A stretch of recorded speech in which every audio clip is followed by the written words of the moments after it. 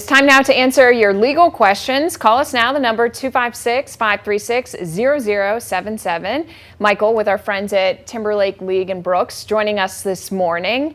Thanks so much for being here. Well, it's great to be here. Yeah. And So it's dry outside, so it's kind of nice. I know. We'll take advantage of it while we can, right? Absolutely. All right. So today we're talking a little bit about head injuries while we wait for callers. Yeah, I mean, so this is a specific type of injury that we see on, kind of a regular basis in terms of, and it can be any kind of incident. It can be a, slip and fall, it can be a car wreck, can be, other types of on-the-job injuries that we see, but they are particular in their nature in terms of the type of things you need to look out for and the type of treatment. The main thing that we tell people who, if you even think that you've suffered a head injury, then you need to make sure that you get checked out by a medical practitioner just to make sure that, that you're not dealing with anything that's going to be long-term. They say, don't sleep on a head injury, and that is really, really good knowledge. You don't want to let somebody who's had a potential head injury, lay down and not be monitored. So that's the kind of the number one rule. Then, kind of from our perspective, from a legal perspective, what we see with treatment in these things is that it's a nuanced type of thing. Head injuries can be difficult to definitively diagnose and treat, and unfortunately, there's no real magic, potion or silver bullet for these types of things. And it's different depending on if you've had a history of head injuries, like say sports, for example, right? Yeah, absolutely. I mean, you look at the people that, the research shows that people that have had head injuries in the past are more susceptible to a potential, worse head injury in the future. And so those are just things that people want to keep in mind.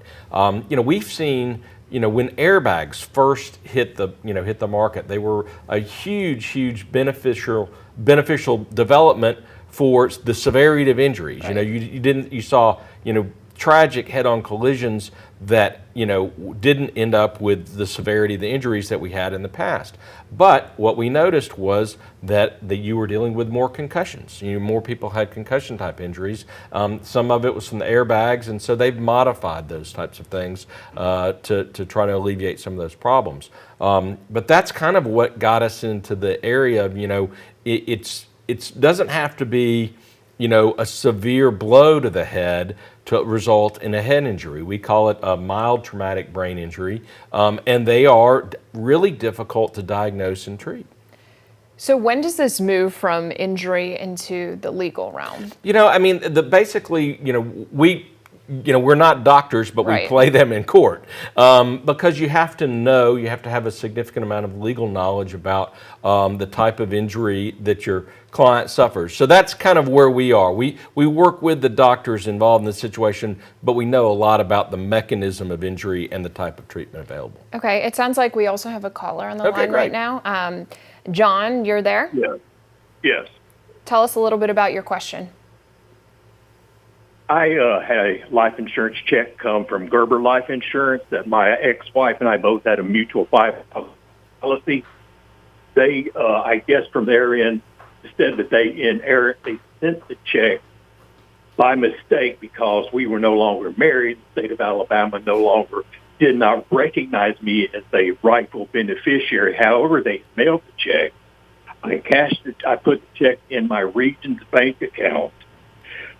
4 business days later, they pulled it back out, stamped unauthorized, and I'm disabled and on Social Security, so I lost an entire Social Security check, and I went from having $5,000 at the bank to owing Regions Bank $2,200 in a space of 4 days.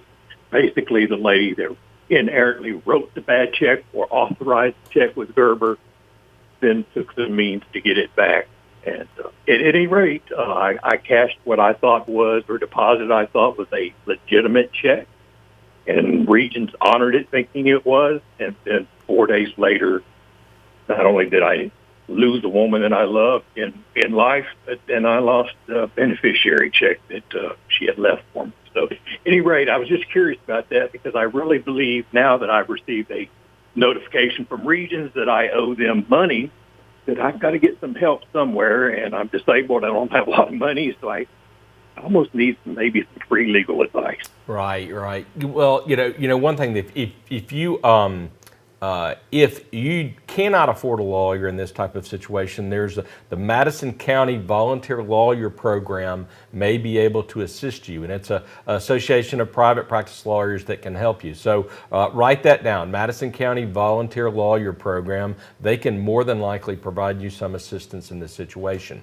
But in general, if you were in Alabama, if you're designated as the beneficiary of her life insurance, even though you're not the spouse, then you would still be entitled to the insurance.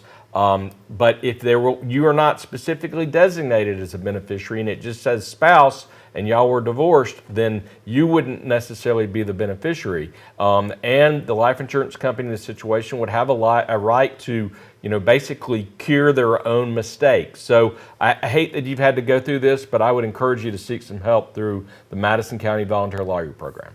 All right, thanks so much for calling in. Well, our time is up now, so if you didn't get that question answered, remember you can always call our friends over at Timberlake, League and Brooks. Michael, thanks so much for joining us. Thanks for